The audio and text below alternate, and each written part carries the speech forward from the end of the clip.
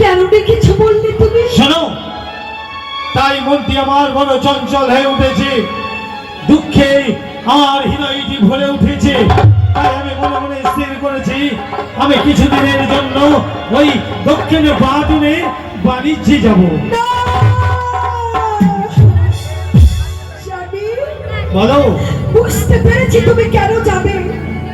আমাকে একাই রেখে আমার পঞ্চাশটি পুত্র বধূরা ঘরের কোণে বৈধব যন্ত্রণা সহ্য করছে। ওদের শাশুড়ি হয়ে সিঁদুর শাখা পড়ি, ওরা টুকরি টুকরি কাঁদে, ওদের কান্না তুমি দেখবে না। তাই আমাকে বুঝি তুমি একাই রেখে চলে যাবে। শোনো, আমরা হচ্ছি বণিক নন্দন, ব্যবসা বাণিজ্যই হচ্ছে আমাদের প্রধান কার্য। তাই আমরা এই রাজবাটিকায় বসেই বা কি করব। তাই যাই, আমার এই রাজ্যের যে সমস্ত নতুন দ্রব্য আছে সমস্ত কিছু নিয়ে গিয়ে সেই স্থান থেকে কোনো নতুন দ্রব্য আমার এই রাজ্যে নিয়ে ওগো তুমি যদি যাবে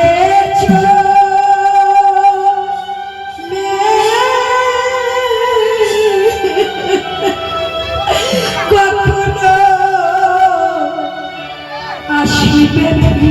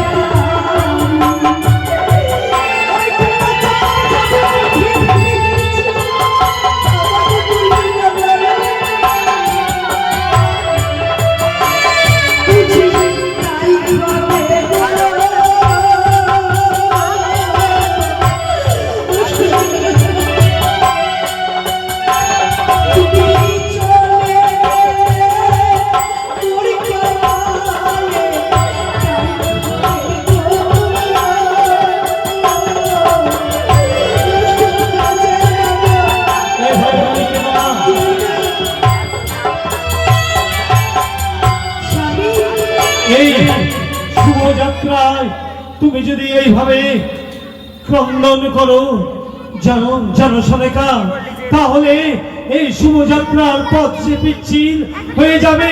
যে কোনো মুহূর্তে আমার দুর্ঘটনা। তোমার দক্ষিণ পাথরে বাণিজ্যে যাত্রার জন্য আমাকে কি করতে হবে বলো? শোনো, তুমি আমি যাব তাই তুমি এইভাবে রোদন করছো। আরো তো কিছু তুমি জানোই না।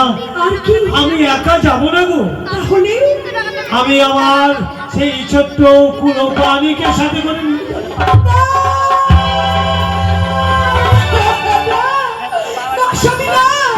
তুমি যাচ্ছ, যাও দক্ষিণ পাশে বাণিজ্য করতে।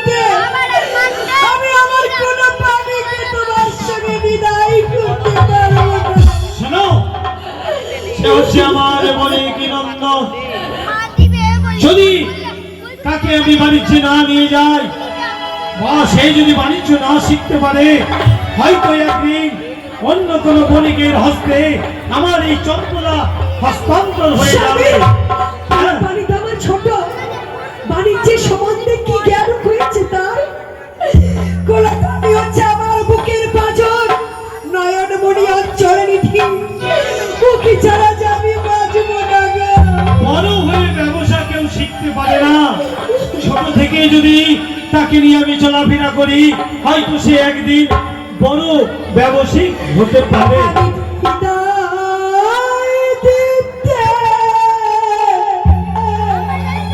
পারিব না। তাই নাকি?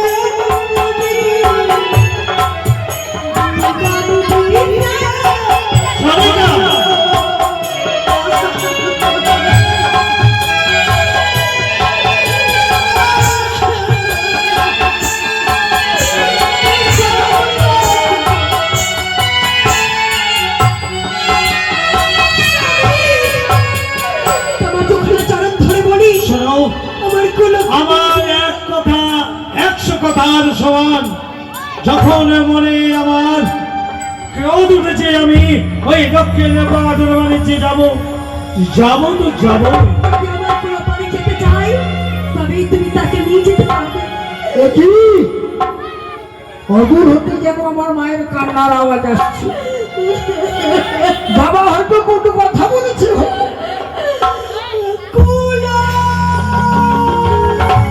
বলি মা গো তুমি কাঁদছো কেন?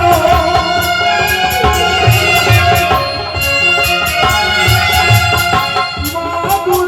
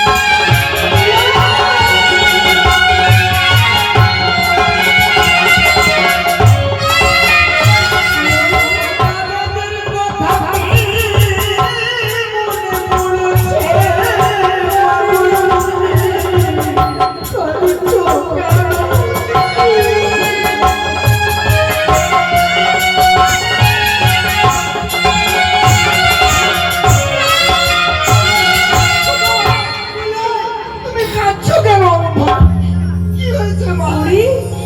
কিছু হয়নি রে। তুই তো জানিস, তোকে যতক্ষণ আমি না খাইয়ে দিই, নিজে খাই না, যতক্ষণ আদর করে তোকে ঘুমাই পাড়িয়ে দিই, আমি নিজে ঘুমাই না, যতক্ষণ তোর মা বাড়ি ডাক না শুনি, এই তাতে তো প্রাণ শীতল হয় না। তোকে ছাড়া আমি থাকবো কি বলবো?